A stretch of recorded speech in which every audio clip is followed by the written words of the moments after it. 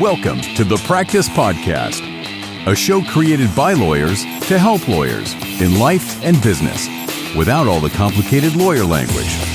Let's welcome Bast Amron founders and your hosts, Jeff Bast and Brett Amron. We're on. Hello, Brett Amron. Are we on? We are on. Welcome to the Practice Podcast. I'm Jeff Bast. And I'm Brett Amron. Well, nice to meet you, Brett. We are recording this episode in November. Okay. And so, of course, I'm thinking already about Thanksgiving. Pumpkin spice latte. And I'm curious if you have any Thanksgiving rituals or traditions. Maybe rituals, not the right word, but any specific like traditions. Type ritual, is that what you're asking? I know in the office and in my family, we do thankful. Everyone goes around and says something that they're thankful for. Yes. Actually, I mean, there's a lot of things I'd love to do that day or the couple of days of Thanksgiving. I like to watch the Cowboys. We always host. Brett's a Cowboys fan for people out there that don't know that. I'm sorry. And it's been painful for a long time. We're sorry. But we host, and so we always time dinner so that it's like halftime of the game. And so, but it's always on with the sound off, the muted while we're eating. Game is on, muted, so we can watch while we're eating. But my ritual, it's not ritual. I carve the turkey. Nice. Now, for those that have listened to the podcast or know me, I am vegan. Right. So I don't actually eat the turkey, but I carve it. And I have carved it every year. I used to use my grandfather's knife. He was a butcher. It's too dull. I can't use it anymore. So I use a better knife, a newer knife now.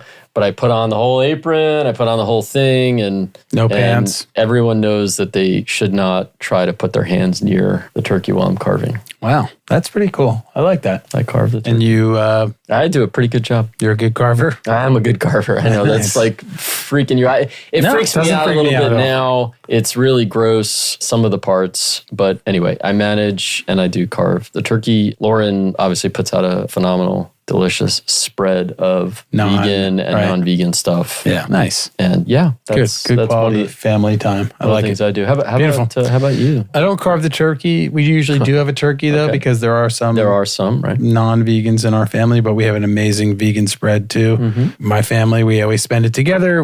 Because my brother and sister-in-law live out in California, we usually go every other year. We go to California or they come here. This year, they're going to be abroad visiting my nephew who's studying in Prague. So we're going to be here in South Florida and we have the whole family together. It's really just about spending quality time watching football, tossing a football, walking the dogs, probably working on a puzzle or some game of some sort. We're always staying active. I do actually try on Thursday to go for a longer run than normal during the week. I usually save my long runs for the weekend. So I try to do that because I love Thanksgiving because usually everybody is celebrating Thanksgiving. Right. And it's so one holiday where everyone in the U.S. So it's quiet. Right. And you can go out, you can do that. So there's nobody out. And then I take the dogs for a walk or multiple walks. Yeah. Sometimes I take them to the park to get them tired out and just be with the family and be around. And that's good. And football. I don't normally swim on Thursdays, but maybe I will swim on Thanksgiving. We'll see. We'll see how it goes. We'll report back after Thanksgiving. It's also election day today, but we're not going to make any comments about that because hopefully by the time people hear this, it's over and done one way or the other, hopefully. But we have a guest today. Our guest today is Bo Yancey. He stuck around through all that. Yeah, I know. Sorry, Bo. Wake up. Can we wake him up? Bo, thanks for having me. There he is. Bo is the founder and principal consultant of BY Global, which drives profitability and growth for law firms and professional services businesses. Bo and BY help firms achieve their full potential through data-driven insights, strategic planning, and cultural alignment. And prior to starting BY Global, Bo held the leadership positions in several businesses, all focused on law firm performance. He developed and implemented profit and pricing models. He advised firms on KPIs and analytics strategies, and he helped them identify and capitalize on opportunities through data-driven decision-making. And it sounds like he does that, even more of that now with BY Global. Welcome, Bo. Welcome. Thank you. It's good to be here. And I'm looking forward to Thanksgiving. We usually have an oyster roast the day after Thanksgiving, which is usually pretty rambunctious, given that a lot of people are happy to get away from their families after about a day and a half with them. So tends to be a pretty raucous occasion. So where is this? Like, who goes to this? You're in Virginia, right? So where is this? Yeah, I'm in Charlottesville, Virginia, mostly for the University of Virginia that's here and the home of Thomas Jefferson. Beautiful campus. Beautiful. Campus. Good law school. Yep. And so, yes, that's where the oyster roast goes down, and looking forward to another one this year. Hopefully the weather will be nice. Nice. Fantastic. So, Bo, tell us your background. I understand you worked on law firm performance for most of your career, but did you start there? Were you an accountant to begin with? Tell us how you got there. I didn't grow up thinking about how to help make lawyers more money. I ended up finding a job with a company in 2005 whose mission was to be the preeminent business intelligence provider to the legal industry. It was called Redwood Analytics, and they accomplished that. We sold business intelligence products to about half of the AmLaw 200 and lots of other firms. And the real core offering of that intelligence was the profitability model.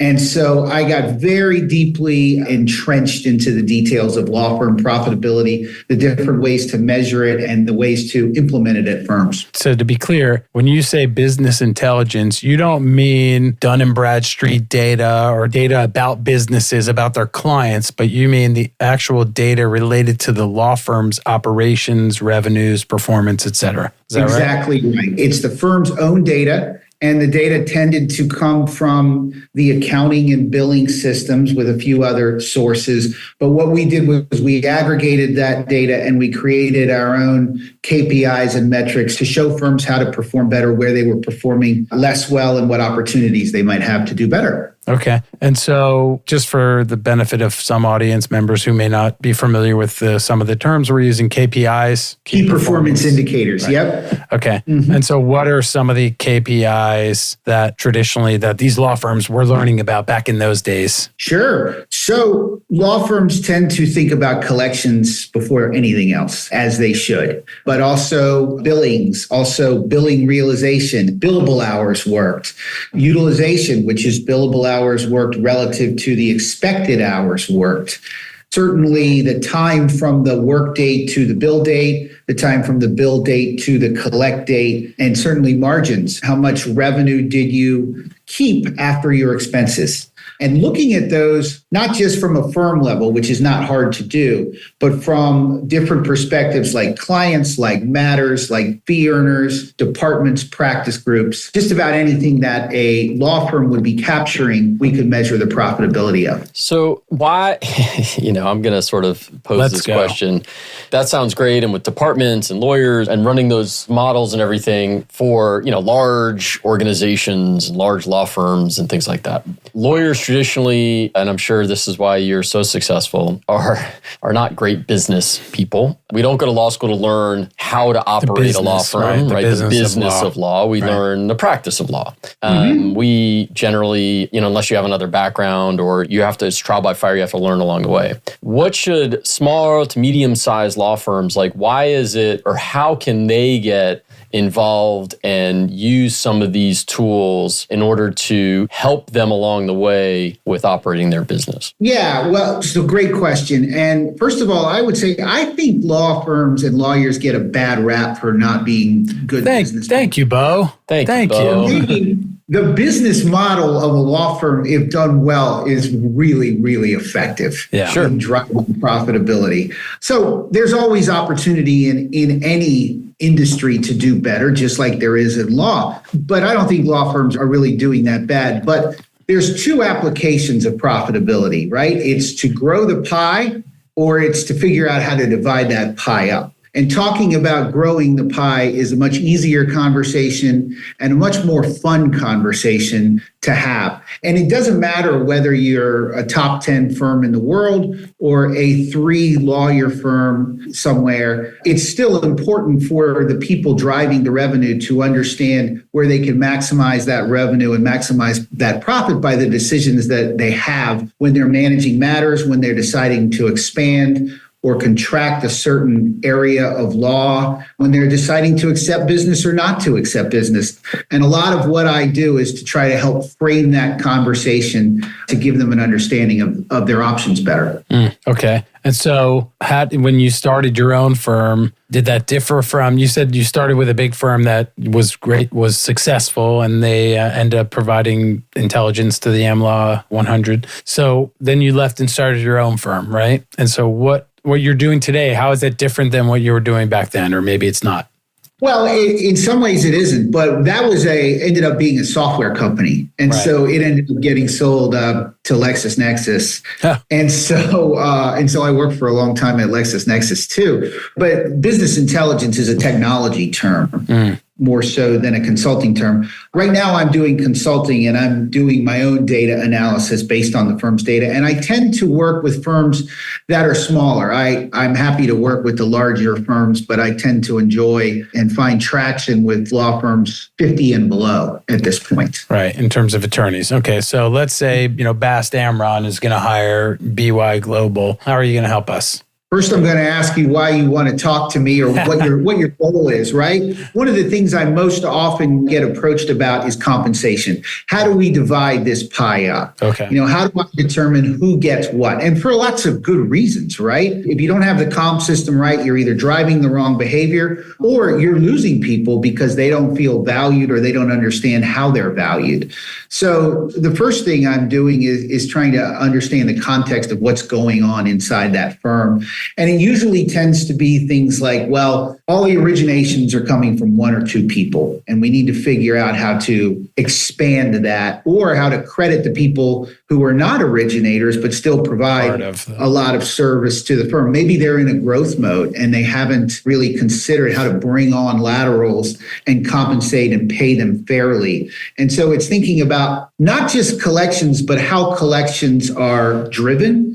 You can have originators, you can have matter managers, you can have people working. All of those things contribute, right, to the cash and to the profit. And they also differ based on, what kind of practices the law firm provides. And there's different margins based on that are based on internal stuff as well as just market dynamics. Okay. Why is it so? It's easy, it seems easier anyway, let me say this, for a widget company that sells widgets to come up with targets and budgets and profitability, right? Because it's easy. It's like these machines spit out, it's very formulaic, as Jeff said. These machines spit out these widgets. If we buy more machines, this is the cost, both human capital and physical plant and whatever. And then it spits out these and we can sell them for this. And, professional services, which lawyers are professional services, accountants are the same, and there's IT is similar too. Why is it so difficult, or is it more difficult to get to that point where you can budget the compensation issues, the timing of payment, right? Because some lawyers, with widgets, you sell them, you get paid. With lawyers, sometimes you don't get paid in the exact month that you're billing your time. Maybe you get paid the next month, or maybe you get paid in a year. Mm-hmm. Right? In some cases. And so how does that play in, those sort of factors play into being able to come up with accurate budgets and profitability projections and things like that? Sure. So the expectations for a budget are really not hard. It is a timekeeper's standard hours multiplied by their standard rate with some sort of discounting factor for each. And that's the way firms tend to budget on the revenue side. And it works pretty well. But what you were talking about is the timing of payments. Yeah. Mm-hmm. And yes, that's all over the board. At one of the companies I worked for, we would use the historical data to come up with patterns and curves of, based on this client, you can expect to be paid in 45 days as an example. If you get to day 60, that receivable or that unbilled time might never get billed because we historically haven't seen that happen. So using historical patterns is a big part of the cash forecasting. And that is a little bit harder. But the work and the work value budgeting is pretty widget based for the most. The tricky part is partner compensation and how to take a piece of partner compensation and put it into a profitability model. Right, because formulas work work to some degree, but there's always somebody who doesn't fit within the formula. Like you said, they're not generating the business, but they're integral to the doing the work or whatever it is. And so you have to have a system that fits multiple different types of earners. Is that? You definitely have to have some flexibility, because you're going to have people who are going to work 2,000 hours and be very valuable to the firm in doing that, but they're not going to originate very much. You're going to have some people who bring in $10 million or some number that's larger than everyone else, but maybe they don't work but 1,000 hours a year or something lower. They're obviously still very valuable. So the comp system has to be able to address both of those things. And the profitability model also has to be able to address both of those things. And why do you think law firms struggle with this so much? One of the reasons is because when you look at a P&L, like your tax return or what you prepare for your tax return, the profit of the firm is the compensation of the partners. That's what that is. But in the profitability, when you're looking at clients or matters, you have to assign a portion of that partner compensation to those matters. Right. It can't just be free work. And that's a harder conversation to have if people aren't used to that concept. Oh, interesting. So is that not double count? In other words,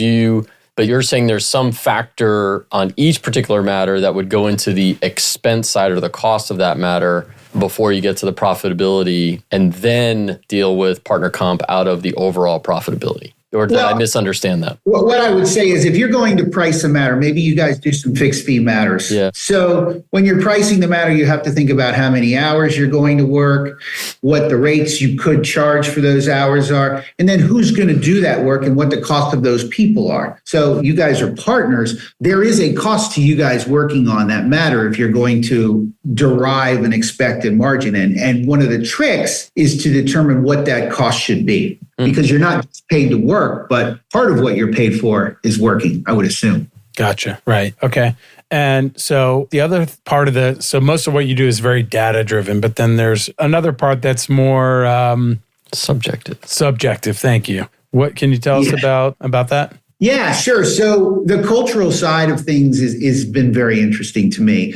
Recently, a lot of articles have come out that culture and profitability are sort of at odds with each other. And firms that are very profitability driven are seen to have negative cultures. I don't believe that to be true at all. I think if that's the case, then it's actually a function of poor communication or just lack of communication. Yeah. And there's some very specific examples where a strong culture is going to enhance the profitability simply by having most of the people in the firm adhering to the norms that are set at that firm. As an example, time entry policies and adherence to time entry policies, billing policies and getting your bills out in time, following up on collections or receivables that haven't been collected after a certain point in time. What is the compliance with your work from home or work from office policies? And how are you allowing your partners to set rates? Is there any business acceptance criteria, or can a partner set rates at anything they want to, or is it pretty close to what your standard rates are? These are all things that are based on cultural norms, and I think they drive directly to profitability. Yeah. So to me, what you're talking about is discipline in running an organization. What I heard in culture is different, right? And if you're driving profitability and ignoring culture, or putting culture second to driving profitability, I would say I would be interested to see that over a line graph and on a timeline, and say, well, profitability may be high early, but profitability may go down if there's no culture or a bad culture, right? So culture is not a no-jerk rule, and culture is not that we're nice to everybody or that we're all friends. And most firms tell me they have a no-jerk rule, but whether that's true or not, that's not what I'm talking about. Culture to me is mission, vision, and values. Who are we? Okay. Where do we want to go? And what are the words or the concepts that dictate how we interact with our clients, with our employees, with our colleagues? And within that, yes, there's expectation, and that expectation shows up in discipline or lack thereof. Right. One of the great examples that I heard at the same conference I met you guys at was about a firm whose rainmaker refused to enter time. refused to enter time. And his basis for not doing so was that, he was the biggest rainmaker in the entire firm. His logic basis for not doing was that if I don't enter my own time, they get it for free, but I don't have to discount anyone else's. And so that was his haircut. So that's he's giving them the discount, right? To his clients. Okay. And so there's all kinds of issues. Do we know how much billable time it would have been? We don't know what the write-off is. I'm just curious. Right. We don't know that level of detail, but clearly he was an exception because of his stature inside the firm. Yeah. Everybody knew about it. It had been tried to be addressed without success. And so that was a cultural issue because people were aware of it and they knew that it was two sets of rules. Right. So that's what you we mentioned this in your bio. Cultural alignment was the phrasing. That's what I was looking for before. It's one thing to have a culture in the firm, but if there's no alignment on that culture, then you really don't have cultural. That's right. Yeah. And culture, to me, it's not a cost, it's an investment. Yes, and it's an investment you have to continue to make as people in your shoes. You're running the firm. It's really leading with words, it's leading by example, and it's continuously and repetitively making sure that people understand what's important to you guys as the leaders. Yeah. I believe it's an investment that has a return.